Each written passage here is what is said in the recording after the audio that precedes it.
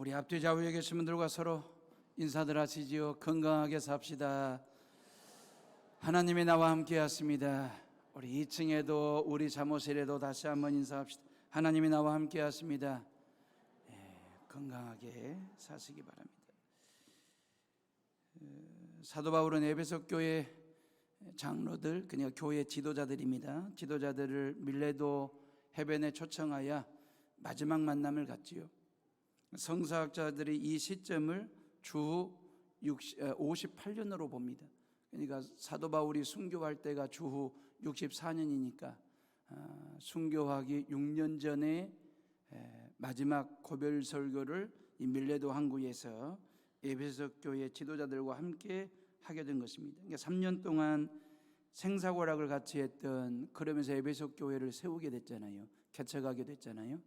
그러면서 오랜만에 에베소 교회의 그 지도자들을 만나서 마지막 만남을 가지면서 고별 설교를 한 건데, 고별 설교이니만큼 듣는 자나 전하는 자에게 절절함이 얼마나 컸겠습니까? 그리고 이 만남이 마지막 만남이라고 하는 이 애틋함이 얼마나 그들의 마음을 이렇게 뭉클하게 했을까라는 생각 말입니다. 그런데다가 노쇠한 이 사도 바울이 가고자 하는 이 마지막 길이 어떤 길이라는 걸 에베소 교회 지도자들이 알아요. 그 길은 순교하는 길이거든요. 순교자의 길을 마다하지 않고 서둘러서 가시는 그 뒤태를 바라봐야 한다는 점에서 눈물 없이는 볼 수 없는 한편의 드라마와 같은, 영화 장면과도 같은 그 장면. 그래서 이 사람들이 헤어질 때 서로 목을 끌어안고 울면서 입맞춤을 하면서 헤어졌다라고, 환송했다라고 성경은 말씀하시잖아요. 그러면서 이 고별 설교의 시작은 사도 바울이 지난날 에베소에서 3년 사역할 때 어떻게 사역을 했는지를 회고하고 회상하는 내용으로 설교를 시작했거든요. 그게 19절부터 21절까지의 내용인데, 19절에 보면 겸손과 눈물 어린 섬김의 목회를 했고 섬기는 사역을, 선교 사역을 했다라고, 그렇게 그러면서 어떤 수많은 환난이나 핍박과 시험을 참으며 목회를 했으며 선교를 했다는 점을 회고했고요. 20절 말씀에 보면 복음을 거리낌 없이 모든 사람들에게 증거했다는 것과 21절에는 하나님께 회개할 것을 촉구하면서 주 예수 그리스도를 믿으라고 복음 증거하는 사역을 했다는 점을 이렇게 회상을 했거든요. 한마디로 말해서 에베소의 사역 3년은 나의 생명조차도 조금도 귀한 것으로 여기지 아니하고 주의 나라를 위해서 주의 복음을 증거하는 목회와 선교를 했다라고 25절에 고백을 했지 않습니까? 이건 자랑이 아니라 나에게 주어진 사명이었다라고 고백을 하면서 말입니다. 순교를 각오한 목회와 선교를 했다. 이건 팩트이거든요. 왜냐하면 에베소에서 눈물 어린 겸손하게 정말 순교를 각오하고 에베소 교회를 개척할 때, 세워갈 때 함께 했던 그 교회 지도자들 앞에서 하는 마지막 고별 설교이니만큼 여기에 무슨 가식이 있고 꾸밈이 있고 어떤 거짓이 있겠습니까? 애드립이 있겠습니까? 사실에 근거한 지난날 하나님께서 베풀어 주신 그 은혜를 근거로 한 회상하고 회고하는 설교 말입니다. 더 감사한 것은, 더 놀라운 것은, 존경스러운 것은 말입니다, 자신의 생명조차 아끼지 아니하고 조금도 귀하게 여기지 아니할 정도로 겸손과 눈물의 목회를 했고 영혼 구원하는 선교를 처음부터 끝까지 했다라고 하는 이 대목입니다. 처음부터 끝까지. 18절 말씀 봐보실래요? 우리 18절을 다 같이 한번 읽어봅니다. 시작. 오매 그들에게 말하되 아시아에 들어온 첫날부터 지금까지 내가 항상 여러분 가운데서 어떻게 행하였는지 여러분도 아는 바니 그랬어요.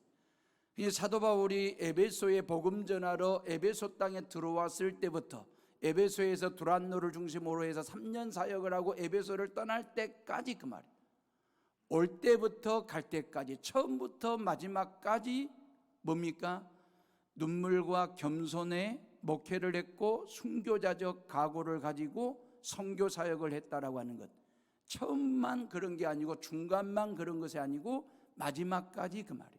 에베소에 들어올 때부터 에베소를 떠날 때까지 3년 동안 사도 바울에게 초지일간 변함없는 변덕스럽지 아니한 모습이 뭐였냐면 눈물의 목회를 했고 겸손의 목회를 했을 뿐만 아니라 자기 목숨까지 아끼지 아니하며 영혼 구원하는 일에 선교했던 그 사역에 대해서 지금 고백을 하고 있는 거거든요.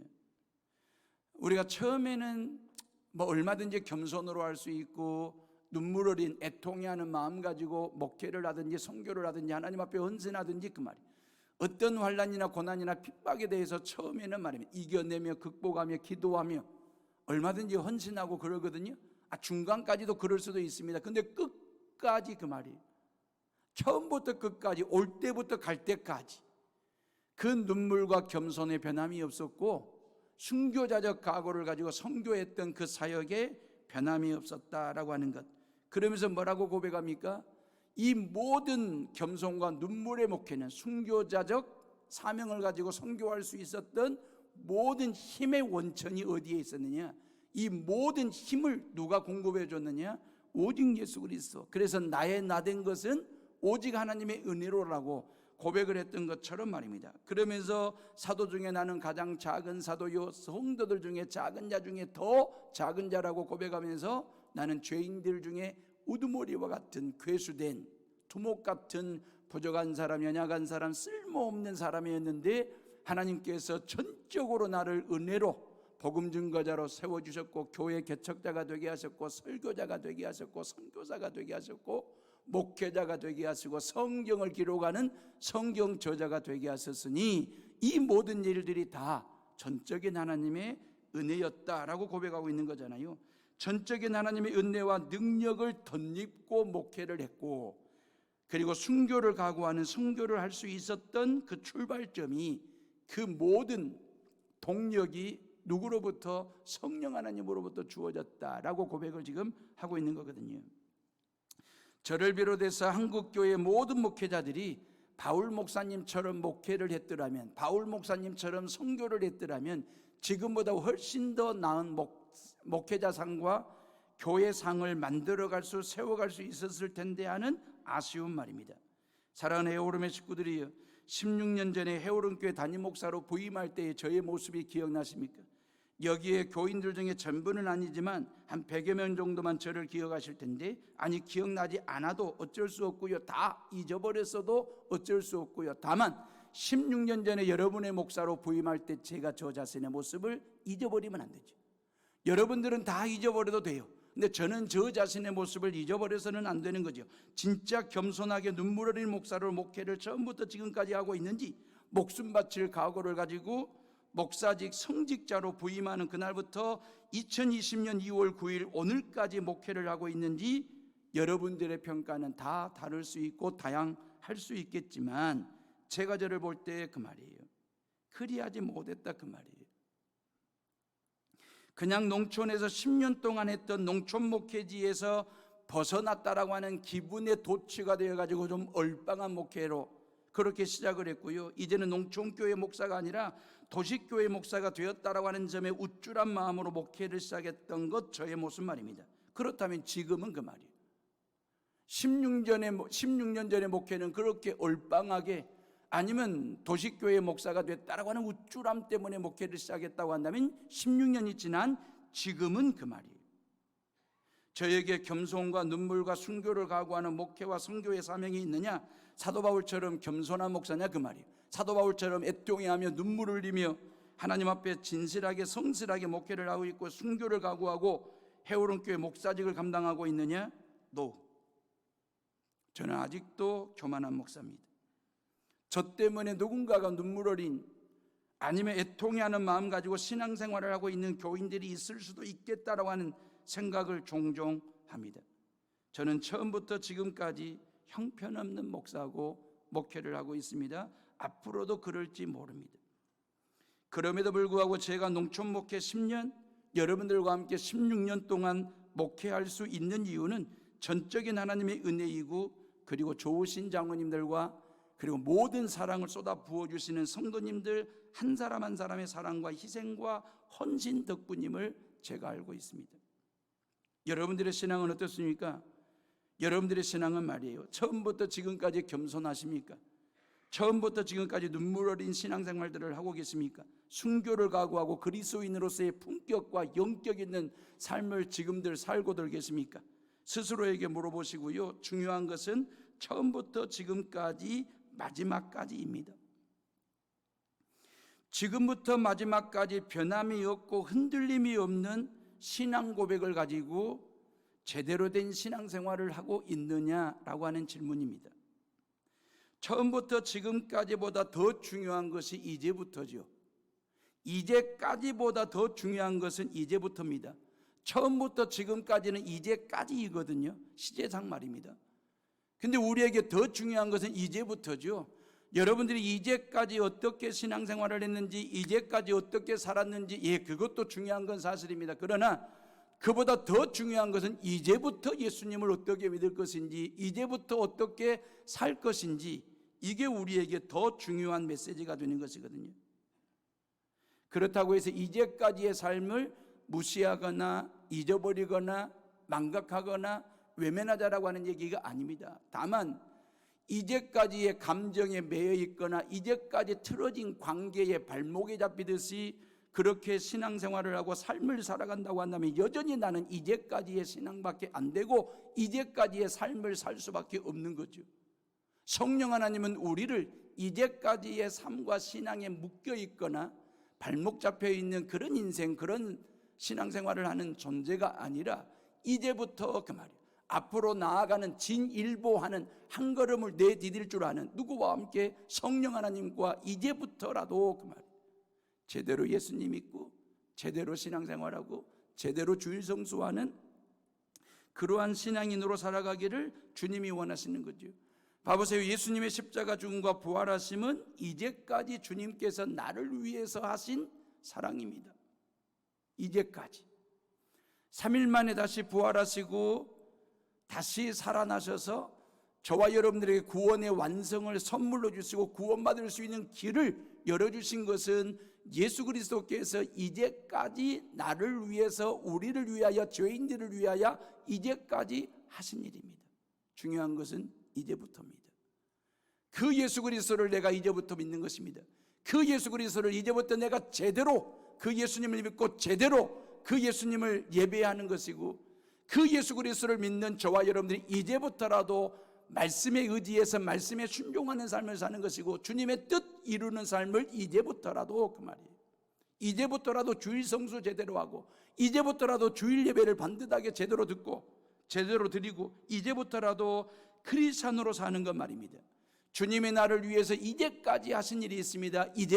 이제부터 내가 그 주님을 위해서 뭘 할 수 있을까, 무엇을 해야 하는지를 묻고 또 물으면서 이제부터 예수님을 믿어도 제대로 믿고 반듯하게 믿고, 이제부터 주일 성수를 하더라도 온전한 성수를 하고 온전한 예배를 통해서 온전한 그리스도인으로 세상에 나아가고자 하는 그 믿음 말입니다. 사랑하는 해오름의 식구들이요, 여러분들의 가정생활이나 직장생활이나 아니면 부부생활이나 아니면 부자관계나 형제관계, 이웃관계, 성도들 간의 관계, 어떻게 이제까지 관계를 맺고 살아오셨는지 그 말이에요. 중요한 것은 이제부터입니다. 이제까지가 덜 중요하다는 말이 아니라 이제까지의 어떤 감정이나 틀어진 관계에 매여 있거나 묶여 있는 삶을 사는 것이 아니고, 이제부터라도 그 말이에요.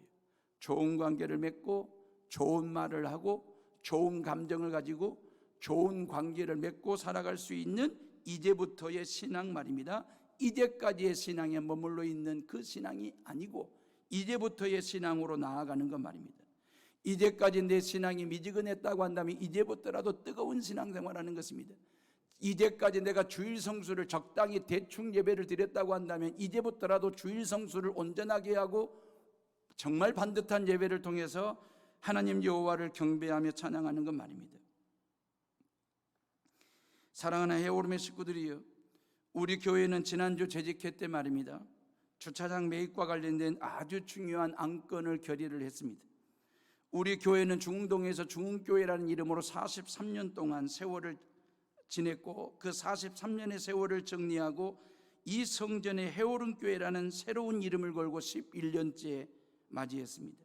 전적인 하나님의 은혜로 지난 11년 동안 제2의 부흥과 도약을 이루었고, 제2의 부흥은 전적인 하나님의 은혜였지만 그래도 우리가 간과할 수 없는 것 중에 하나가 뒷뜰 600여 평의 땅과 앞뜰에 200여 평이 100여 대의 차를 주차할 수 있도록 땅 주인들께서 무상으로 빌려주신 점이 부흥의 디딤돌이 된 것에 대해서는 모든 성도들이 다 공감하는 바입니다. 이제까지 하나님이 베풀어 주신 그 은혜도 크고 부흥도 감사하지요. 이제부터 우리 교회는 제3의 부흥과 도약을 해야 할 중요한 시점에 서 있습니다.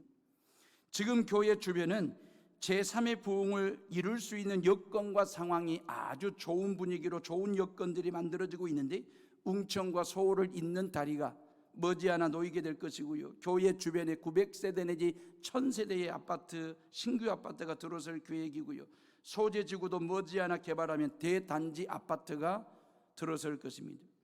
이제까지 경험한 제2의 부흥은 우리들 말입니다. 기성세대들, 부모님들 세대들을 위한 부흥이고 은혜이고 축복이었다고 한다면, 이제부터 우리가 꿈꿔야 할 제2, 제3의 부흥은, 제3의 도약은 다음 세대들을 위한 것입니다. 우리의 자녀들과 손주들 세대들의 신앙 성장과 부흥을 위해서 우리의 다음 세대들이 온전한 믿음을 가지고 이제부터 온전한 주일 성수를 하고 온전한 예배를 드리고 온전한 신앙인으로 하나님 앞에 반듯하게 세울 수 있고 서 있을 수 있도록 하기 위해서 제3의 부흥을 꿈꾸는 저와 여러분들이 준비해야 될 것들이 많은데, 그 중에 하나가 바로 주차장이었습니다. 그래서 이제까지 무상으로 사용했던 주차장 중에 700여 평을 구입하는 것으로 재직회 결의를 본 것입니다. 이제까지 되어진 일입니다. 이제부터가 중요합니다. 이제까지 이러한 성과를 거둔 것도 전적인 하나님의 은혜이고, 모든 성도들의 중지를 모아주고 마음을 모아주고 장로님들이 함께한 덕이고, 또한 주차장 준비위원들의 수고에도 감사를 드리고요.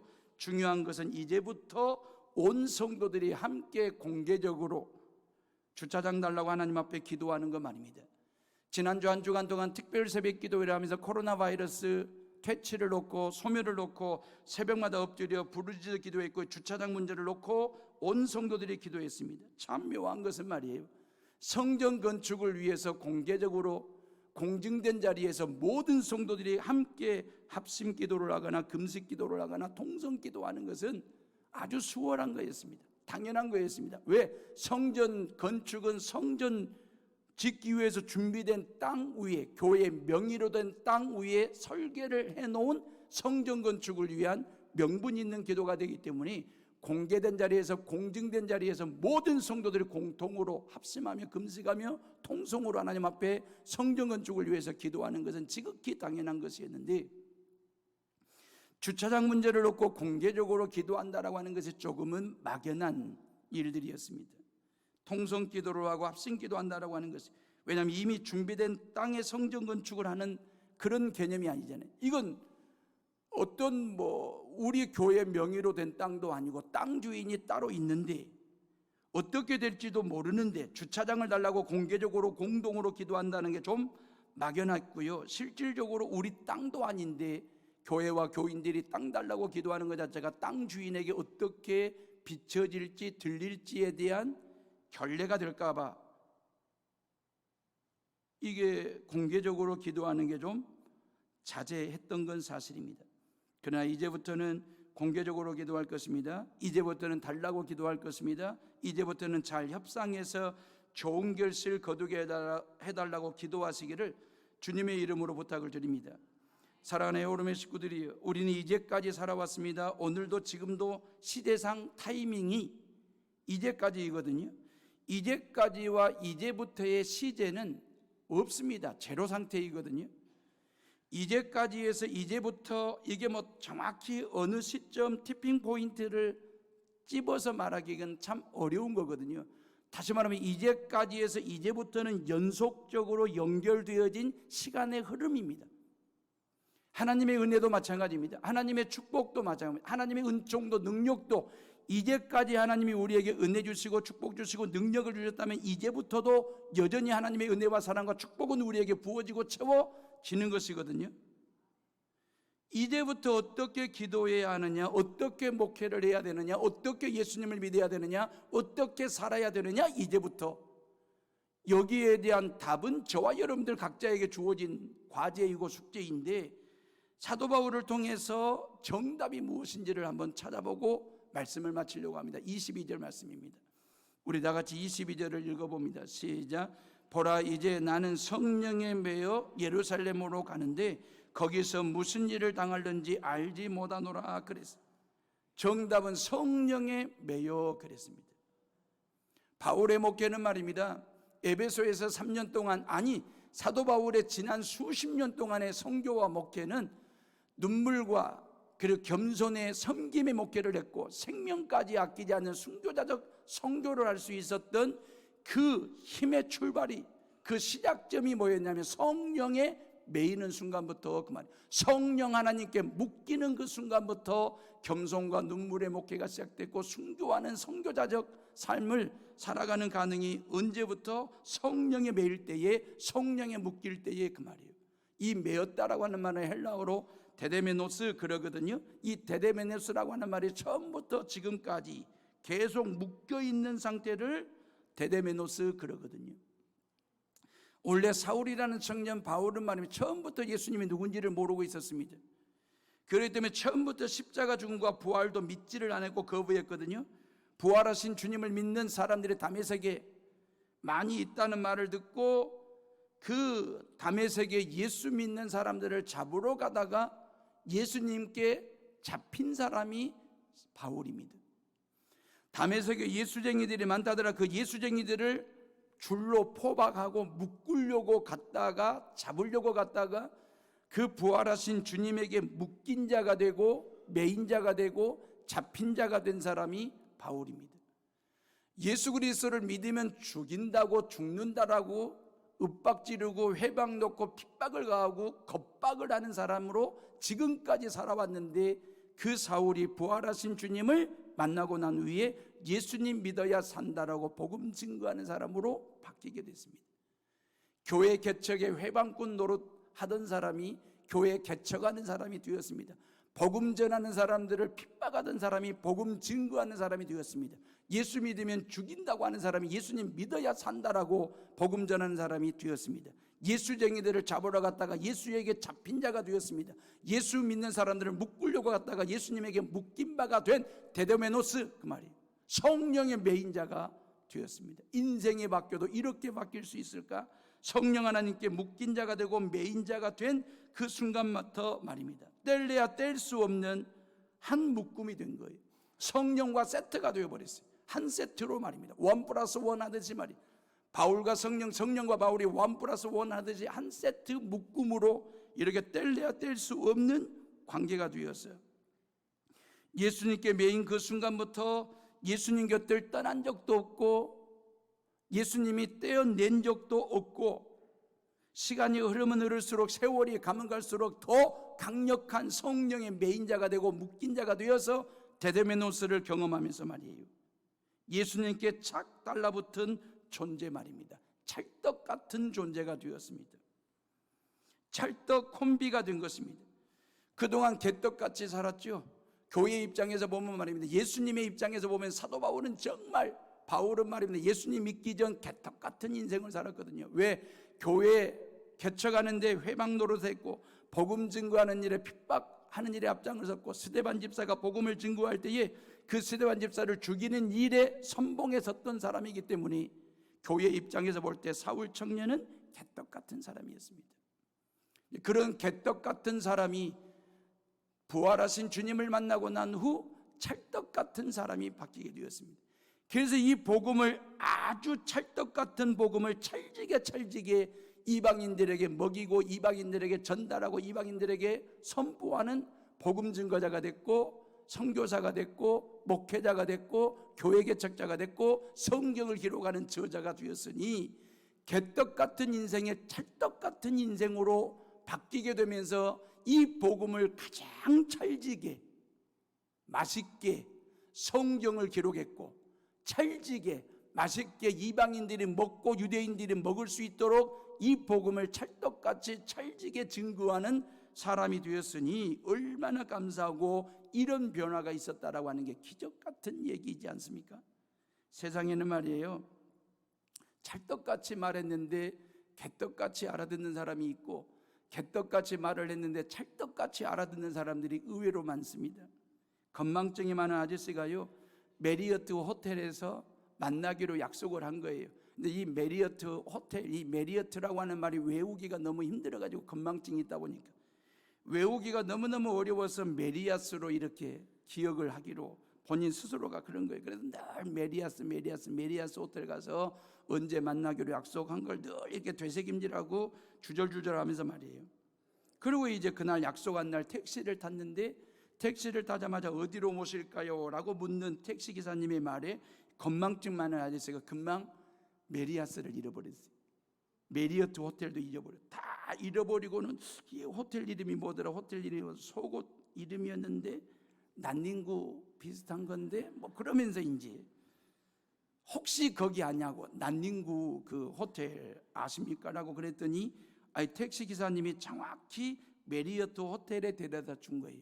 메리어트 호텔에 와서 보니까 너무너무 정확하게 호텔 앞에 데려다 줬거든. 그래 너 깜짝 놀라가지고, 아니 나는 당신에게 개떡같이 말했는데 어떻게 찰떡같이 알아듣고 메리어트 호텔 앞에 나를 데려다 줬냐고, 참 대단하시다고 그랬더니 기사님이 하는 말이 뭘요? 어제는 전설의 고향도 다녀왔다고 그러는 거예요. 어제는 전설의 고향도 다녀왔다고 그러니까 거기가 어디냐고 물었더니 어제 할머니 한 분이 전설의 고향 데려다 달라고 하길래 예술의 전당 데려다 줬더니 할머니가 너무너무 정확히 잘 데려다 줬다고, 고맙다고 팁까지 줬다고. 그러니까 난닝구 호텔 개떡 같은 소리이잖아요. 그런데 메리어트 호텔로 데려다 줄 줄 아는 찰떡 같은 센스 말입니다. 이게 우리들의 모습이어야 되지 않습니까? 지금이 참 여러 가지 사람 만나는 것 자체가 부담스럽기도 하고 거부감이 생길 수 있는 여러 가지 많은 심리적인 어떤 압박과 부담감이 있지 않습니까? 이러한 때일수록 우리 예수 그리스도를 믿는 성도들의 찰떡 같은 센스를 가지고 찰떡 같은 콤비를 이루고, 성령과 내가 찰떡 같은 콤비를 이루고 예수님과 나는 천생연분과 같은 그런 믿음을 가지고 살아가는 것 말입니다. 사도 바울은 처음부터 지금까지 그 말이에요. 성령께 매인, 성령께 묶인 그 말이에요. 데데메노스 그 말이에요. 찰떡 콤비로 산 거지요. 예수님과 나는 천생연분이라고 생각하면서 산 것입니다. 뗄래야 뗄 수 없는, 떨어질래야 떨어질 수 없는, 억지로라도 떨어지려고 하고 떼려고 하면 너무너무 아프고 상처가 있어서 떨어질 수 없는, 생각조차 안 하는 그런 존재로 처음부터 지금까지 살아왔다라고 고백하고 있는 것이거든요. 지금도 성령님께 매여가지고 어떻게 해요? 성령께 묶인 바 되어가지고 예루살렘으로 간다라고 지금 고백하고 있잖아요. 22절에 예루살렘에 가는 것이 환영받는 일이 아니거든요. 예루살렘에는 사도 바울을 죽이기 위해서 40명이 뭐합니까? 밥도 먹지 않고 결사대를 조직해가지고 지금 사도 바울을 기다리고 있지 않습니까? 가면 죽어요. 가면 잡혀요. 가면 감옥 안에 갇혀요. 그럼에도 불구하고 그 말이에요. 성령을 끌고 예루살렘으로 가는 것이 아니고 성령이 끄는 대로 나는 예루살렘에 간다. 성령을 묶어놓고 내 마음대로, 내 뜻대로, 내 생각대로 조율하고 조정하면서 성령을 내가 마음대로 써먹는 것이 아니고, 성령 하나님께 내가 묶여가지고 성령 하나님께 내가 메인 존재가 되어서 성령이 말하시는 대로, 성령이 원하시는 대로, 성령이 이끄시는 대로, 성령이 인도하시는 대로 살아가겠습니다라고 하는 게 데데메노스예요. 성령에 묶인 자의 모습, 성령의 메인 존재 말입니다. 만약에 사도 바울은 성령에 매여가지고 복음 전하고 성령에 매여서 교회를 개척하고 성령에 매여서 성경을 기록하고 그랬잖아요. 그러면서 평생을 그렇게 산 건데, 만약에 사도 바울이 성령에만 매이지 않고 어떤 세상 권력이나 재물에 매였거나 출세와 성공에도 매였더라면 그 말이에요. 왜 사도 바울의 스펙을 우리가 잘 알잖아요. 사도 바울은 당대 최고의 스펙을 가지고 있었거든요. 바리새인 중에 바리새인 최고의 가문 출신입니다. 가말리엘 선생의 문화생, 수제자 말입니다. 최고의 화려한 학벌입니다. 율법에 흠이 없는 사람, 사회적으로 출세가 보장된 사람입니다. 로마의 시민권을 가지고 산다, 정치적으로 출세와 성공이 보장된 최고의 스펙을 가지고 있었던 사울이었거든요. 얼마든지 사도 바울이 매일 만한, 묶일 만한 스펙입니다. 당대 최고의 스펙이고 힘 있는 이력이거든요. 어찌 보면 이러한 화려한 스펙이 사도 바울을 묶거나 매거나 붙잡았을지도 모릅니다. 그런데 예수 그리스도를 믿고 난 후 그 말이에요, 예수 그리스도와 함께 짝꿍이 되고 콤비가 되고 천생연분이 되는 순간에 이 모든 것을 나는 배설물로 여기노라고 결단하고 선포하고 작정을 했으니까 이제부터 그 말이에요, 이제까지는 회방자로 핍박자로 살았지만 이제부터는 복음 증거자로, 선포자로, 선교자로, 목회자로, 교회 개척자로, 성경 기록 저자로 살겠다라고 결단하는 순간에 이 모든 것 말입니다. 사도 바울의 발목을 잡을 만한 그 모든 것 말입니다. 사도 바울을 묶어두고 매게 할 만한 그 모든 스펙을 나는 배설물처럼 여기고 오직 예수님만을 앞세우고 주님의 십자가와 부활만을 믿고 증거하며 살겠다라고 선포하고 선포할 때에 성령의 메인 데데메노스, 그런 축복 말입니다. 그런 은혜를 경험한 것처럼 말입니다. 그래서 모진 환난이나 고난이나 핍박을 받아도 감옥 안에 갇히고 매를 맞고 죽음의 고비를 넘고 또 넘으면서도 항상 기뻐하라, 쉬지 말고 기도하라, 범사에 감사하는 것이 하나님의 뜻이라고 고백할 수 있었던 이유는 뭘까요? 성령에 매여 있었기 때문에 그의 생각이 성령에 매여 있었습니다. 그의 입이 성령에 매여 있었습니다. 그의 눈이 성령에 매인 자였습니다. 그의 마음이 성령에 매여 있었습니다. 그의 손과 발과 모든 사지백체가 머리끝에서 발끝까지 성령에 매이고 성령에 묶인 데데메노스 할 때에, 그 성령에 의해서 살아가는 존재가 되었을 때에 성령에 의해서 말하고, 성령에 의해서 보고, 성령에 의해서 듣고, 성령에 의해서 일하고, 성령에 의해서 걷고, 성령에 의해서 살아가는 삶을 살아가게 될 때에 하나님의 뜻을 이루는, 그리고 항상 기뻐할 수 있었고 범사에 감사할 수 있었고 쉬지 말고 기도할 수 있었다라고 하는 것입니다. 이러한 하나님의 뜻을 이루는 힘이 인격에서 나오는 것입니까? 재물과 권력으로부터 주어지는 것입니까? 출세와 성공으로부터 주어지는 것입니까? 이러한 영격과 이러한 영적인 품이 비주얼 말입니다. 이것은 바로 성령에 매여 있을 때 성령과 내가 세팅이 되고, 성령과 내가 한 묶음이 되고, 성령과 내가 콤비가 되고, 성령과 내가 천생연분처럼 떨어지지 않고 한 세트로 움직이게 될 때에 그 성령께서 주시는 생각, 성령께서 주시는 말, 성령께서 주시는 관점, 성령이 주시는 시각, 성령이 주시는 시야를 가지고 살아가게 될 때에, 비록 세상은 개떡 같은 세상이라 할지라도 우리는 찰떡 같은 세상을 만들어가는 희망적인 삶 말입니다. 절망적인 상황 속에서 희망을 선포하고 희망을 노래할 수 있는 이유는 무엇입니까? 내 안에 계신 성령 하나님께서 그 노래를 부르게 하시는 것입니다. 절망적인 상황에서 포기하지 않고 그 절망 속에서 희망을 내다보며 미래를 향한 지향적인 삶을 살아갈 수 있는 그 힘이 어디에서 나오는 것입니까?